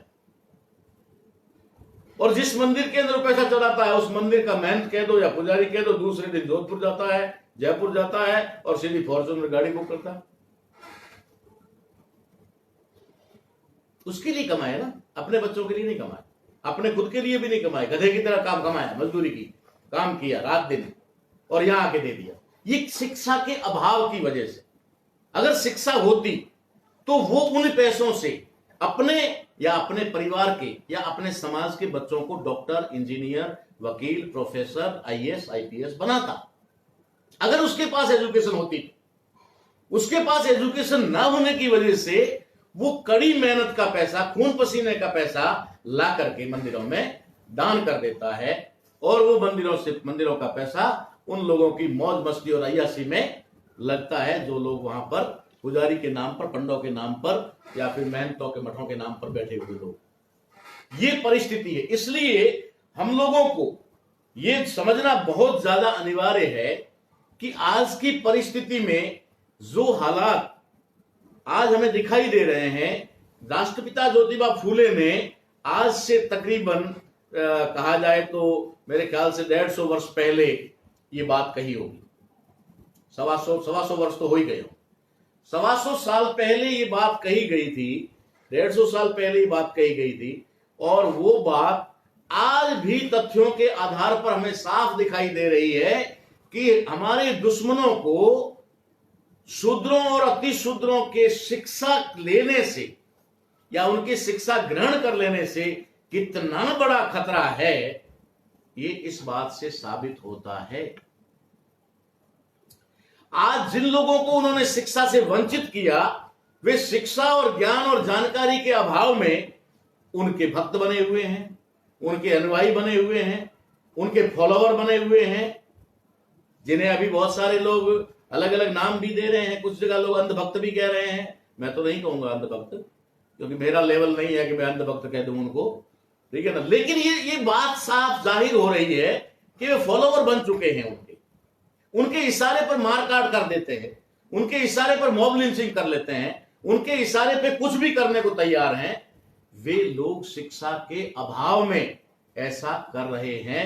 अगर उन लोगों के पास शिक्षा होती तो वे अपने बच्चों को, अपने समाज के बच्चों को, शिक्षा से वंचित लोगों को शिक्षा की तरफ अग्रसित करते, उन्हें पढ़ाने का काम करते। उनके लिए अगर दान देना बुरी बात नहीं, लेकिन दान भी अगर देना होता तो वे मंदिरों में ना दे करके वो दान स्कूलों में और अस्पतालों में देते, जहां आज की तारीख में उसकी आवश्यकता है। आज की तारीख में उसकी आवश्यकता है। आज दान की आवश्यकता सबसे ज्यादा आवश्यकता है तो कहां पर है? अस्पतालों में। अस्पतालों में जो चिकित्सा कर्मी है, उनके पास में अपनी सुरक्षा करने के लिए जो किट होता है वो तक नहीं है। अपने गांव की बात बता दूंगा, आज उदाहरण दे दूंगा आपको कि हमारे एक साथी हैं, उन साथी ने आज एक सैनिटाइज मशीन अस्पताल को भेंट की। मैं समझता हूं कि बहुत सारे लोगों ने दान किए होंगे, मंदिरों में दिए होंगे, ठीक है ना, तीर्थ यात्राओं पे खर्च किए होंगे, लेकिन मैं दान सिर्फ इसी को समझता हूं कि उन्होंने अस्पताल में सैनिटाइज मशीन दी। उसको मैं समझता हूं ये उसका दान सही जगह गया। तो अगर हमारे लोगों के पास, ये तो चलो एक विपरीत परिस्थिति की वजह से हुआ, एक हालात ऐसे पैदा होने की वजह से हो गया, आज सारे लोग जो है थोड़ा सही दिशा में चल रहे हैं, लेकिन उनको इस बात का भी डर है कि इन लोगों का धन कहीं सही जगह ना चला जाए, किसी गरीब के पास ना चला जाए। इसलिए उन्होंने फटाफट 2 इतने बड़े भंडारे खोल दिए और कहा डालो प्रधानमंत्री राहत कोष में। राहत कोष भी नहीं, अभी तो उसका नया नाम है प्रधानमंत्री केयर फंड। प्रधानमंत्री को किससे केयर करना भाई? 150 तो तेरे कमांडो लगे हुए हैं, 100 लोगों से ज्यादा तेरी मेडिकल की और भोजन की टीम है। हवाई जहाज से नीचे पैर रखते हो तो सीधी 1.5 करोड़ 2 करोड़ की गाड़ी में बैठते हो। PM care fund. अरे केयर की आवश्यकता किसको है आज की तारीख में? आज की तारीख में केयर की आवश्यकता सड़क पर निकलने वाले उस आदमी को है। आज की तारीख में जो घर में न रहकर झोपड़पट्टी में, रेलवे के प्लेटफॉर्म पे, पटरियों पे गुजारा करने वाले लोग, जिनके छत नहीं है, घर नहीं है, उनके केयर की जरूरत है। उनकी केयर करने की बजाय आपसे और हमसे कह रहे हैं सीएम कोष में जमा करो, उसमें जमा करो, प्राइम मिनिस्टर के वहां जमा करो। अरे देने का मामला है, अब तो देने का समय आया। संकट काल में सरकारों के खजाने खुल जाने चाहिए जनता के लिए, लेकिन यहां क्या हो रहा है? यहां जनता की जेबें खाली करवाई जा रही है, या जनता से अपील की जा रही है कि जंग के समय में माताओं बहनों ने गहने दिए थे, अब गहने भी छोड़ना नहीं है। पुरुषों के जेब तो खाली हो गए, उनके अकाउंट तो खाली हो गए, ठीक है ना। अब महिलाओं के पास में भी अगर कुछ गहना है वो भी दे दो। ये राहत कोष है या कोई आहत कोष है? मुझे तो राहत कोष से ज्यादा आहत कोष लगता है कि हमें हमारे लोगों को अब सारी जिम्मेदारी डाल रखी है। भामाशाह करेंगे, भूखे को खाना भामाशाह करवाएंगे, सैनिटाइज कौन छिड़वाएंगे? भामाशाह छिड़वाएंगे। अगर कहीं पर भी किसी को प्रकार की कोई आफत आ गई है तो भामाशाह करेंगे। तो लोगों ने जो टैक्स तुम्हें दिया और लगातार दे रहे हैं, और आज तुम्हें डबल टैक्स दे रहे हैं। इस विपरीत परिस्थिति में तुम्हें 2 गुना टैक्स दे रहे हैं, क्योंकि ऐसी कोई चीज नहीं है जिसके रेट ना बढ़े। हर चीज के रेट बढ़े हैं। क्या आप लोगों ने, राज्य सरकार ने, सेल टैक्स विभाग ने, कस्टम विभाग ने, या और किसी प्रकार की चुंगी या जकात ने, या किसी भी प्रकार का जो किसी खाने पीने की वस्तुओं के ऊपर जो टैक्स था, उसकी घोषणा गवर्नमेंट ने की? गवर्नमेंट ने उसकी घोषणा की कि भाई इसके ऊपर से सारे टैक्स हटाए जाते हैं। इस लॉकडाउन के तहत, इस आपातकालीन महामारी के तहत सरकार किसी से कोई टैक्स नहीं लेगी और हाफ रेट पे उनको सामान उपलब्ध करवाया जाए, ऐसा कहीं घोषणा हुई?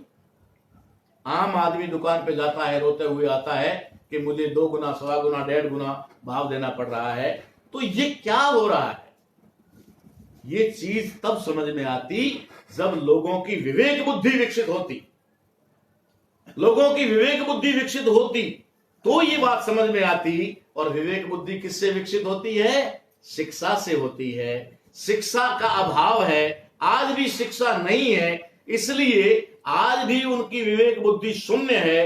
विवेक बुद्धि शून्य होने की वजह से वो आज भी अपना किसी प्रकार का कोई नीति निर्धारण नहीं कर पा रहे हैं। इसलिए सारे के सारे हाँ करो करो, मोदी जी कह रहे हैं तो करो, मोदी जी कह रहे हैं तो करो, ताली बजाओ, थाली बजाओ, मोमबत्ती जगाओ, ये करो, वो करो, करते रहो। कभी कोई सवाल करने वाला नहीं है कि ऐसा क्यों कहने वाला नहीं है। क्योंकि जिस तरीके से हमारी 100 पीढ़ियों के ऊपर क्यों के ऊपर रोक लगाई थी, हमारी 100 पीढ़ियों के ऊपर अंदर क्यों पे रोक लगी थी। बाबा साहब अंबेडकर ने हम लोगों को संविधान के आर्टिकल 19 में बोलने का अधिकार दिया। क्या अधिकार दिया? बोलने का, अपने विचारों की अभिव्यक्ति का अधिकार दिया। अगर बाबा साहब अंबेडकर को संविधान के आर्टिकल 19 और वो भी फंडामेंटल राइट, मूलभूत अधिकार में यह लिखना पड़ा कि आपको बोलने की आजादी, इसका मतलब इस संविधान के लागू होने से पहले हमारे पुरखों को, हमारे बाप दादाओं को बोलने का भी अधिकार नहीं था। जिन लोगों को बोलने का अधिकार नहीं था, क्या उन लोगों को किंतु, परंतु, क्यों, किस लिए, इसका अधिकार था? अगर उन लोगों को बोलने तक का अधिकार नहीं था, अपनी व्यथा, अपनी पीड़ा, अपना दर्द सुनाने का अधिकार नहीं था, उन लोगों को किंतु, परंतु, किस लिए, क्यों और क्यों, कैसे, ये सवाल करने का कोई अधिकार नहीं था। आज फिर से हमारे लोगों की ये स्थिति बना दी गई है कि हम लोगों को कहीं पर कोई सवाल नहीं करना है। मैं भारत के माननीय सुप्रीम कोर्ट, सर्वोच्च न्यायालय का बहुत आदर करता हूं, सम्मान करता हूं, मगर फिलहाल तो मुझे उस भवन का ही आदर करना पड़ेगा। उस भवन का ही आदर करना पड़ेगा, या फिर जहां सर्वोच्च न्यायालय की प्लेट लगी है उसका ही सम्मान करना पड़ेगा। क्योंकि उसके अंदर बैठे हुए जो जजेज हैं, जो मैं उनको कहता हूं विवेकहीन जजेज हैं, या फिर कह दूं कि वे जजेज कहीं न कहीं पूर्वाग्रह से ग्रस्त है, या कहीं न कहीं एक आइडियोलॉजी, एक विचारधारा के तहत वहां पर नियुक्त किए हुए लोग, वे लोग इस प्रकार के आदेश देते हैं कि आपको कहीं पर भी कुछ भी नहीं बोलना है, न प्राइम मिनिस्टर के खिलाफ कुछ बोलना है, न इस महामारी के ऊपर कुछ बोलना है, न कोरोना के ऊपर बोलना है, न कोविड-19 पे बोलना है, और न भूखमरी पे बोलना है, न इस हालात पे बोलना है, न वर्तमान में जो लोगों की बेरोजगारी, या फिर लोग घरों से बाहर, या फिर जो जिस तरीके से उन लोगों को सो कुछ झेलना पड़ रहा है, उन तमाम चीजों के ऊपर सुप्रीम कोर्ट रोक लगाता है। मैं कहता हूं सुप्रीम कोर्ट का कोई कानून कायदा या कोई भी कानून की किताब या संवैधानिक कोई भी मामला ऐसी चीज पे रोक नहीं लगा सकता, और न ही सुप्रीम कोर्ट का भवन बोल करके या लिख करके ऐसी रोक लगा सकता है, न सुप्रीम कोर्ट की वो प्लेट या पत्थर जहां नाम लिखा हुआ है वो कोई ऐसा आदेश पारित कर सकता है। वहां बैठे हुए घटिया लोग, घटिया सोच के लोग ही ऐसा आदेश पारित कर सकते हैं, वरना आज की तारीख में उन लोगों को वहां बैठ करके ये आदेश पारित करना चाहिए और सरकार को कहना चाहिए, दबाव बनाकर कहना चाहिए कि अपनी जनता, जो आपकी प्रजा है, जो जनता है, जो देश के लोग हैं, जिन लोगों ने तुम्हें चुन करके यहां भेजा है, जिन लोगों ने तुम्हें जिम्मेदारी दी है अपने सुख और दुख की, उन लोगों की रक्षा करो, उन लोगों की आवश्यकताओं की पूर्ति करो, उनके स्वास्थ्य का ख्याल रखो। ये आदेश देने की बजाय सुप्रीम कोर्ट ये आदेश देता है, उंगली लगा दो सब अपने मुंह पे, कोई बोलेगा वो जेल जाएगा। मैं बोल रहा हूं, मैं जेल जाने को तैयार। अगर ऐसे काम के लिए मैं जेल जाता हूं तो मुझे गर्व होगा, मुझे फक्र होगा। मैं ये बात स्पष्ट कह रहा हूं, मैं ये डर के नहीं कह रहा हूं, और मुझे डर किसी बात का है भी नहीं। सरकारों को जो करना चाहिए वो नहीं कर रही है, न्यायपालिका को जो करना चाहिए वो नहीं कर रही है, विधायिका में बैठे हुए लोगों को जो करना चाहिए वो नहीं कर रहे हैं। आज एमएलए एमपी को जो फंड उनका मिलता है, वो फंड अपने एरिया में इन हालात के ऊपर खर्च करना चाहिए, इन परिस्थितियों पे खर्च करना चाहिए। वो प्राइम मिनिस्टर और सीएम कोष में जमा कर रहे। ऊपर से प्रधानमंत्री जी ने तो एक काम ये भी कर दिया कि 2 साल तक के लिए जो भी फंड सांसद का है, एमपीज का है, वो सारा का सारा पीएम कोटे में जमा होगा। 2 साल के लिए तो जनता को कुछ मिलने वाला नहीं है। 5 किलो गेहूं मिलेगा, ठीक है ना, वो भी शायद 1 महीना 2 महीना मिलेगा। लॉकडाउन खुलने के बाद ये भी नहीं मिलेगा। उसके बाद में मरो जियो कुछ भी करो, तुम जानो तुम्हारा काम जाने, हम तो अपनी जगह पर सेफ। इस तरीके की परिस्थितियों पे हम लोगों को विचार करना चाहिए। लेकिन ये विचार कब होगा?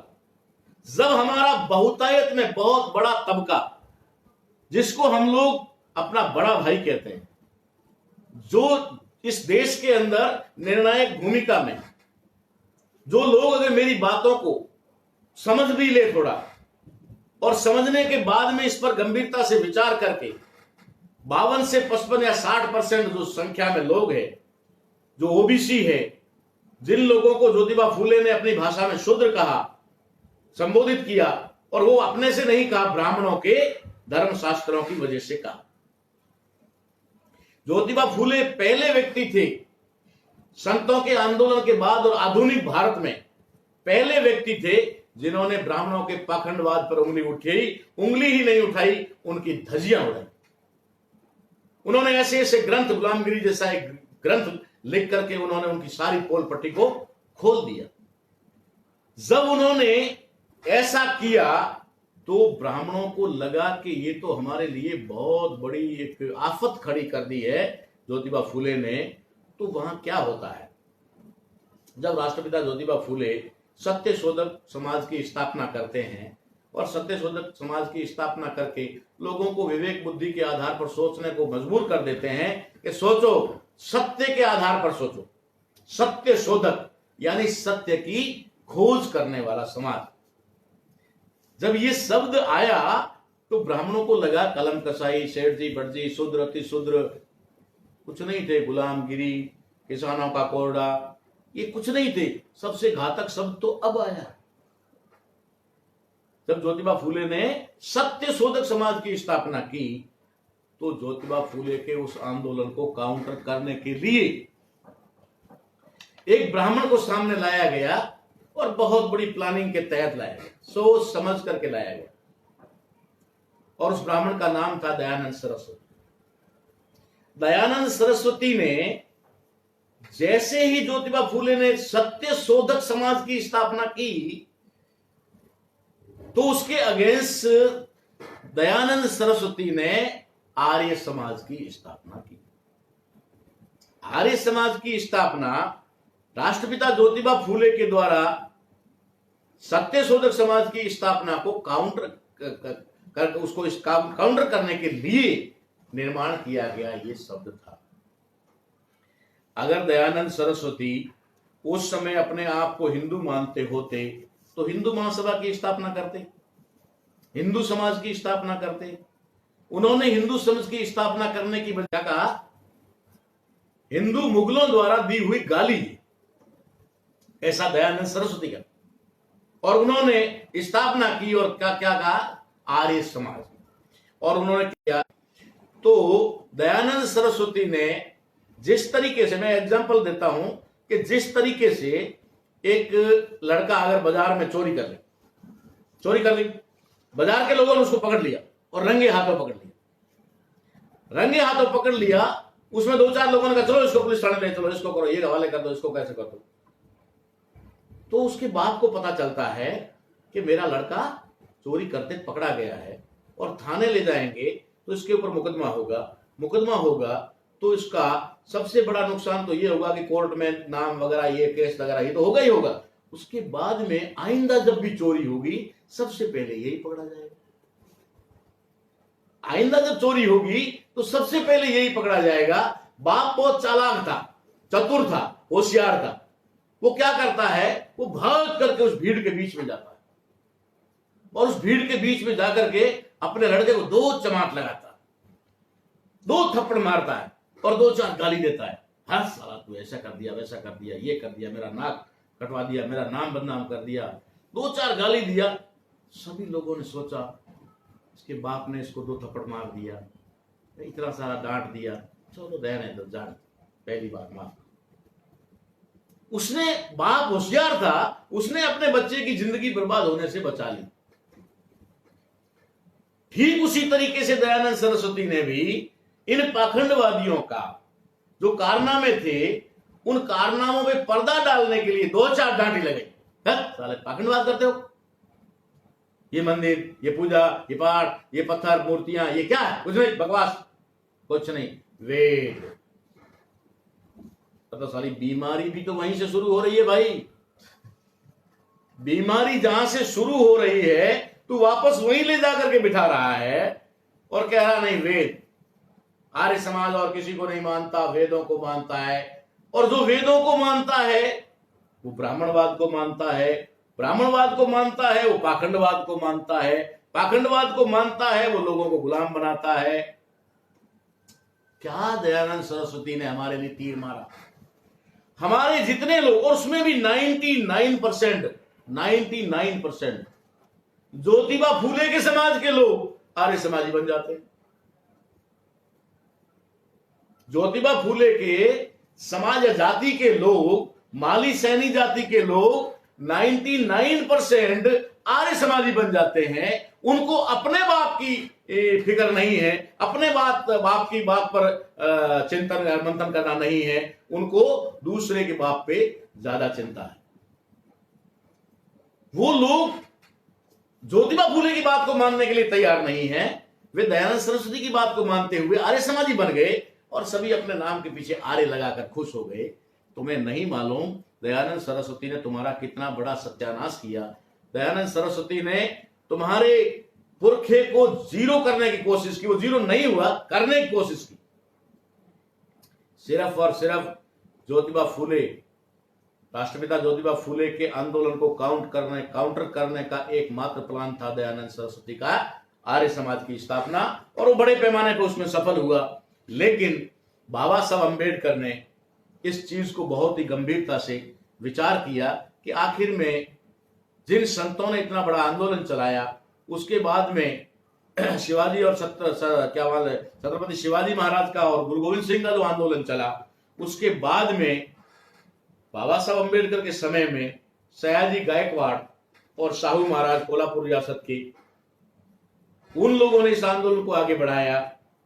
इस बात को ध्यान में रखते हुए बाबा साहब अम्बेडकर ने अपने पूरे जीवन में, उन्होंने कोलंबिया से अपनी एजुकेशन ली, इंग्लैंड से ली, तमाम कई देशों में जाकर के उन्होंने पता नहीं कितनी डिग्रियां, अनगिनत डिग्रियां प्राप्त की। लेकिन उन डिग्रियों को प्राप्त करते वक्त उनके प्रोफेसर, उनके वहां के प्रिंसिपल या कोई भी पोस्ट पर कोई वाइस चांसलर रहे होंगे, उनमें से जो बाबा साहब अम्बेडकर ने किसी का नाम नहीं लिया और ऐसे महापुरुषों का नाम लिया जिसमें पहला तथागत गौतम बुद्ध का नाम आता है, दूसरा साहिब कबीर का नाम आता है और तीसरा ज्योतिबा फूले जिनकी आज हम जयंती मना रहे हैं, इनका आता है। इन तीन महापुरुषों को बाबा साहब अम्बेडकर ने गुरु माना, जबकि राष्ट्रपिता ज्योतिबा फूले का परिनिर्वाण 1890 में हो जाता है और बाबा साहब अम्बेडकर का जन्म 1891 में होता है। एक साल बाद हो सकता है, मान लीजिए कि एक साल पहले बाबा साहब पैदा हो गए होते तो हो सकता है कि ज्योतिबा फूले जाकर उसके कान में फूंक मार दिए होते, तब गुरु हो गए होते। ज्योतिबा फूले चले गए, एक साल बाद बाबा साहब अम्बेडकर जन्म लेते हैं अगले साल में, लेकिन वे अध्ययन के आधार पर और ज्योतिबा फूले की पूरी जीवनी को पढ़ने के बाद में वो ये निर्णय लेते हैं कि मुझे इन्हीं का अनुयायी बनना है और इन्हीं के रास्ते पर चलना है। ये बात हमारे ओबीसी भाइयों को नहीं है, हमारे ओबीसी भाइयों को ये बात नहीं है मालूम कि बाबा साहब अम्बेडकर ने ज्योतिबा फूले के बताए हुए रास्ते पर चलकर उनके ही अनुकरण, उनका अनुकरण करते हुए हमें जो शिक्षा जैसे संवैधानिक अधिकार दिलाया, ये उनका अपने गुरु के प्रति, जिनको उन्होंने गुरु माना, उनके प्रति उनका सच्चा स्नेह था। बाबा साहब अम्बेडकर ज्योतिबा फूले को गुरु मानते हैं और उनके बताए हुए रास्ते पर चलकर उनका काम करते हैं और ज्योतिबा फूले के समाज के लोग हमारे लोगों को, बाबा साहब अम्बेडकर के लोगों को या बाबा साहब अम्बेडकर से जाति संबंध रखने वाले लोगों को भीमते कहते हैं। धन्य हैं वे लोग जो बाबा साहब अम्बेडकर एक ओबीसी के पुरखे को अपना गुरु मानते हैं। और अभी तो कहां, 14 अप्रैल को फिर मैं बाबा साहब के बारे में आऊंगा लाइव और उस समय बताऊंगा कि किस तरीके से बाबा साहब अम्बेडकर ओबीसी को मानते थे या ओबीसी के क्या उनके साथ में रिलेशन थे। लेकिन जानकारी के अभाव में बाबा साहब अम्बेडकर जिन महापुरुषों को अपना गुरु मानते हैं, उन महापुरुषों के वंशज बाबा साहब के अनुयायियों को भीमते कहते हैं।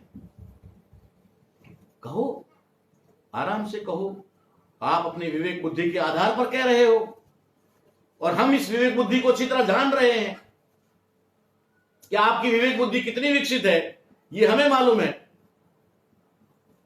आप अपनी तरफ से नहीं कह रहे हो, आपसे कहलवाया जा रहा है, क्योंकि जिनकी विवेक बुद्धि विकसित नहीं होती, जिनकी विवेक बुद्धि विकसित नहीं होती, वो लोग अपने मालिक के इशारे पर चलते हैं। जैसे जानवर, जानवर पालने वाले, हमने जानवर पाले हैं बचपन में, हमें मालूम है।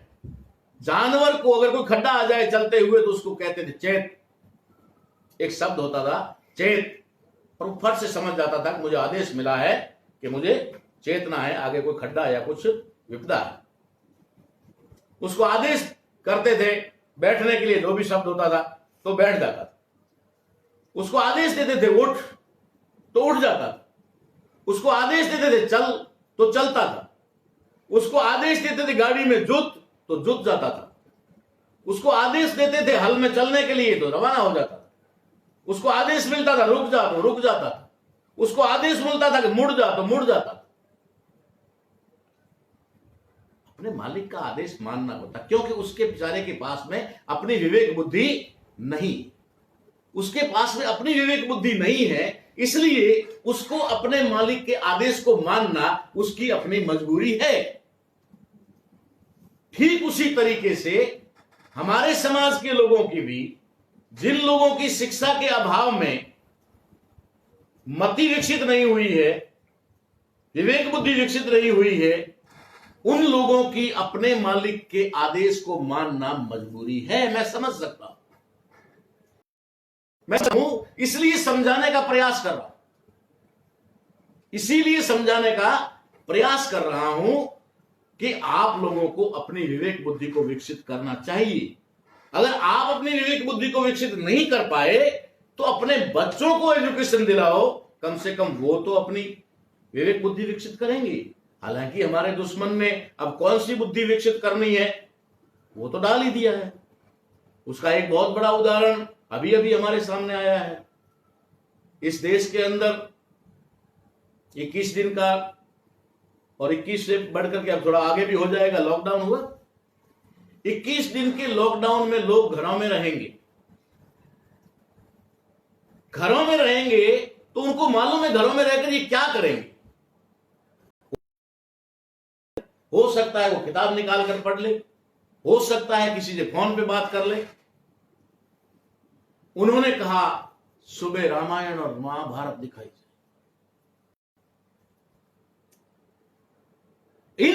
इस समय आपका दिमाग खाली है, उस समय भी उसकी शैतानी चालू है। वो शैतानी के तहत आज भी वो जहर आपके अंदर डालना चाह रहा है, ताकि आपकी जो एजुकेशन है ना वो यहीं तक सीमित रहे। रामायण और महाभारत से आगे आपकी एजुकेशन नहीं जानी चाहिए। दुनिया कहां से कहां पहुंच गई, कैसे हो गई, लेकिन तुम लोगों को सिर्फ रामायण और महाभारत रहना चाहिए। अगर लॉकडाउन का लोगों को सही उपयोग करना है, इस समय का सदुपयोग करना है, तो क्यों ना संविधान पढ़ाया जाए, क्यों ना संविधान के ऊपर सीरियल बना करके जारी किए जाए, क्यों ना इन महापुरुषों के बारे में, बाबा साहब अंबेडकर, ज्योतिबा फूले के बारे में सीरियल बना करके, जो बने हुए सीरियल हैं उनको पेश किया जाए। ऐसा करने की बजाय वो लोग क्या कर रहे हैं, वो रामायण और महाभारत दिखा रहे। इसलिए साथियों, आज का जो मेरी बात करने का उद्देश्य था वो ये था कि एजुकेशन की वजह से जिस तरीके से जिन लोगों को वो भीमते कहते हैं वो एजुकेटेड लोग हैं। जो भीमते हैं वे एजुकेटेड हैं। अब उन भीमटों की बराबरी नहीं कर पा रहे हैं उन पढ़े लिखे लोगों की, उन जिनकी विवेक बुद्धि विकसित हो गई है, क्योंकि उनके पास में एक ही रास्ता था, बिजनेस तो था नहीं, खेती बाड़ी भी इतनी लंबी चौड़ी थी नहीं, तो उनको एक ही रास्ता दिखा, पढ़ो और नौकरी लो, पढ़ो और नौकरी लो, पढ़ो और नौकरी लो। पढ़ने के लिए कंपटीशन हुआ तो उन्होंने किताबें पढ़ी तो ज्ञान प्राप्त हुआ तो उन्होंने सही को सही और गलत को गलत कहना शुरू कर दिया। जब उन्होंने गलत को गलत और सही को सही कहना शुरू कर दिया तो उनको मिर्ची लग गई, उनको बुरा लग गया, उनके ऊपर आफत आ गई। इसलिए वो क्या कहते हैं, शब्दों का निर्माण करते हैं। ये भीमटे शब्द भी कोई ओबीसी के लोगों द्वारा निर्माण किया हुआ शब्द नहीं है। अरे जब शिवलिंग भी ओबीसी के लोगों द्वारा शब्द निर्मित किया हुआ शब्द नहीं है तो भीमटे कहां से होगा भाई। शब्द निर्माण का अधिकार तो उसके ही पास है। तो वो नए नए शब्द बना करके पेश करता है और वे शब्द हमारे लोग उसको फॉलो करते हैं, जानकारी के अभाव में फॉलो करते हैं। इसलिए खास करके ओबीसी के लोगों की ज्योतिबा फूले के कहे अनुसार विद्या के बिना मति गई, मति के बिना नीति गई, नीति के बिना गति गई, गति के बिना वित्त गया और वित्त के बिना शूद्र पतित हुए। अब वित्त तो आ गया है ओबीसी के पास में, वित्त तो आ गया है। यहां पर प्रासंगिक रूप से देखा जाए तो आज की तारीख में वित्त तो उनके पास में है लेकिन मति उनके पास नहीं है।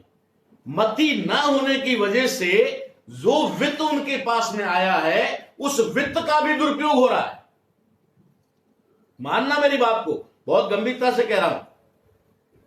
वित्त आ गया लेकिन सही उपयोग नहीं हो रहा है। कहीं किसी को मरवाने में, कहीं किसी को, कहीं बलात्कार में, कहीं देखने में, कहीं पूछने में, कहीं उल्टे काम में, कहीं और किसी में, कहीं नशे में हो रहा है ना। उनके पास धन आया, उस धन का वो दुरुपयोग कर रहे हैं। खाली मंदिरों में जाने से ही दुरुपयोग नहीं होता है, नशा करने से भी दुरुपयोग होता है, व्यभिचारिता से भी होता है। किसी भी तरीके से आप उसका उपयोग कर सकते हो, या किसी के ऊपर ताकत अपनी दिखाने के लिए, किसी के ऊपर अत्याचार अन्याय करने के लिए, किसी पर एट्रोसिटी करने के लिए, वो भी दुरुपयोग है। तो धन तो आ गया, लेकिन विवेक बुद्धि न होने की वजह से वो धन भी उनके लिए अच्छा साबित नहीं हो रहा है। इसलिए मेरा आप लोगों से निवेदन है कि बाबा साहब अंबेडकर जैसे महापुरुष की विवेक बुद्धि विकसित करने वाले राष्ट्रपिता ज्योतिबा फूले जैसे महापुरुष थे। राष्ट्रपिता ज्योतिबा फूले ने या उनकी वजह से बाबा साहब अंबेडकर जैसे विद्वान पैदा हुए, तो इसका मतलब यह है कि ओबीसी के लोग कहीं पर भी विवेक बुद्धि में कम नहीं हैं। ओबीसी के लोग कहीं पर भी किसी भी वैचारिक या बौद्धिक क्षमता में कम नहीं है।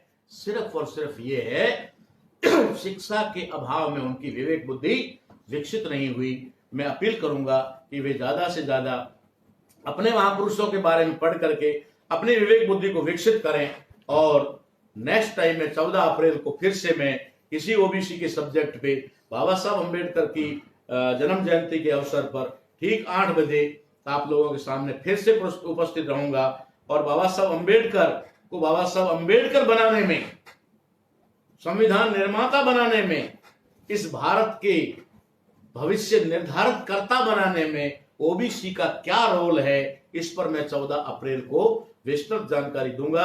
आप लोगों से उम्मीद है कि आप उस दिन जरूर हाजिर रहेंगे। जय मूल निवासी, जय भारत, जय संविधान।